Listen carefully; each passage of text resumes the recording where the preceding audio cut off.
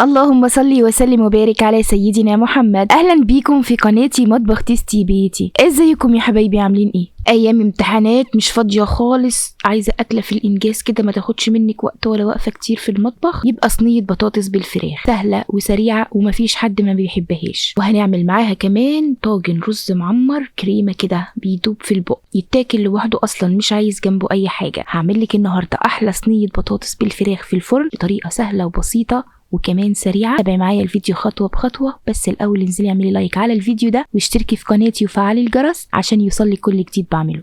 هاتي لي بقى كيلو طماطم وتكون حمرا كده ومستويه وحلوه وتكون صبحه كمان عشان تطلع معانا كده سكر في الطبيخ. ومعايا هنا كيلو ونص بطاطس، ودي بطاطس طبيخ، هحط عليهم كمان ال3 بصلات الكبار دول. اول حاجه كده هعملها، هبدا اجهز طاجن الرز المعمر عشان ياخد وقته في الفرن كده ويستوي ويدوب معايا. باخد الطاجن الفخار وبدهنه من جوه بسمنه بلدي او بسمنه اي سمنه عندك، المهم تغلفيه لي من جوه كله بالسمنه علشان الرز ما يلزقش فيه. ومعايا هنا كيلو رز مصري مغسول ومتصفي كويس، انا ما بنقعش الرز بس بغسله وبسيبه يتصفى كويس. هديله معلقه ملح، انا عارفه الملح بالنظر يا بنات، انت حطي بالمعلقه، نص معلقه سكر، نص معلقه فلفل اسمر، وبس كده. انا ما بحطش لطاجن الرز المعمر اي توابل تاني، ولا مرقه دجاج بقى ولا ورق لوري ولا اي حاجه، شويه ملح وفلفل ونص معلقه السكر. قلب الرز بقى كويس وهننزل عليه بلتر ونص لبن. بديله الكيلو الرز هياخد منك 2 لتر او 2 كيلو لبن، انا بس بحط الاول لتر ونص وبركن طاجن الرز جنبي على الرخامه، ما بدخلوش الفرن دلوقتي. اول ما يشرب اللبن كده، اللبن يقل من عليه، بديله كمان نص لتر وبدخله بقى الفرن يستوي. هاخد بقى الطماطم بتاعتي ومعاها قرنين فلفل اخضر حلوين كده وهضربها في الخلاط. والطماطم بتاعه الطبيخ عموما يا بنات بتتصفى، لازم تصفي الطماطم كويس جدا، ما تسيبيش فيها لا قشر ولا بذر علشان الطبيخ بتاعك يطلع احمر. مهما كانت الطماطم بتاعتك حمرا، لو حطيتيها بالبذر والقشر بتاعها من غير ما تصفيها تطلع بهتانه في الطبيخ وما بتديكيش صلصه حلوه. بعد كده هاخد البصل، وانا هستخدم النهارده ال3 بصلات الكبار دول، باخدهم كده وبقطعهم طرنشات عريضه. الطواجن عموما بتحب البصل يكون كتير ويكون متقطع كبير علشان يحميلي الصينيه او الطاجن لما يدخلوا الفرن ما يتحرقوش، بيبقى ده عازل كده بين الطاجن وبين النار، البصل بيتكرمل ويسيح معايا ويدوب كده ويخلي الطاجن بتاعك زي العسل.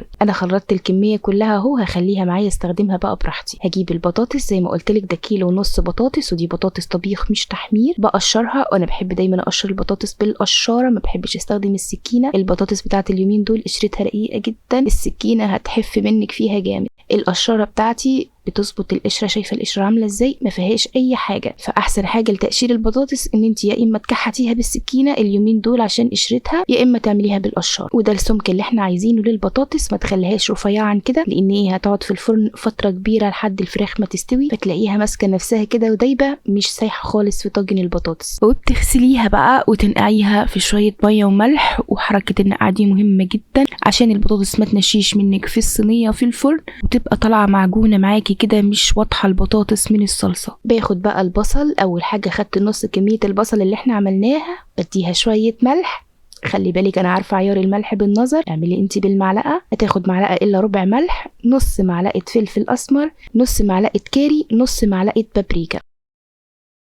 بايدك بقى كده وانزلي لي في البصل ده بايدك كده وادعكي مع التوابل والملح لحد ما تحسي ان البصل جاب الميه اللي فيه. بعد كده بحط عليه الفراخ. حطي الفراخ بقى زي ما انت عايزه، فراخ، صدور، وراك، زي ما بتحبي. انا حاطه كده فرخه كامله، وهبدا بقى ادعكها كمان مع البصل والتوابل، وادخل البصل بين الجلد وبين اللحم. نقعها في البصل ده فتره كويسه، يعني حطيها في البصل ده قد ساعه، ساعه ونص كده، علشان تشرب من ريحه البصل والتوابل وتتبل وتاخد الملح بتاعها. هركنه بقى جنبي لحد ما اجي اشتغل فيه. زي ما قلتلك يستحسن تركنيه على الاقل ساعه. دي بقت كمية البصل او نص البصل اللي فاضل. هحط برضو عليه قيمة نص معلقة ملح، نص معلقة فلفل اسمر، هحط كمان ربع معلقة كمون، ما تكتريش الكمون، نص معلقة كزبرة ناشفة، نص معلقة بابريكا، هديها كمان نص معلقة كاري. ودي التتبيلة اللي بتبل بيها البطاطس، حتى لو هعملها من غير لحمة او فراخ تخلي صينية البطاطس طالعة معاكي انك حاطة فيها لحمة او فراخ. وبرده دعكت البصل مع التوابل كويس لحد البصل ما نزل الميه اللي فيه. هنزل عليه بقى بالبطاطس، وهساوي البطاطس كده على وش البصل، يعني خلي البصل هو اللي من تحت، عشان لو الصينيه اتلسعت في الفرن ولا حاجه اللسعه دي ياخدها البصل بيدي للطاجن ريحة تحفة، والبطاطس ما تلزقش منك في الصينية. معلقتين 3 زيت بقى كده هنرشهم على الوش. انا مش عايزة احط عليها دهون كتير لان الفراخ لسه هتنزل الدهون اللي فيها، الصينية بتاعتنا تطلع خفيفة كده مش دسمة قوي.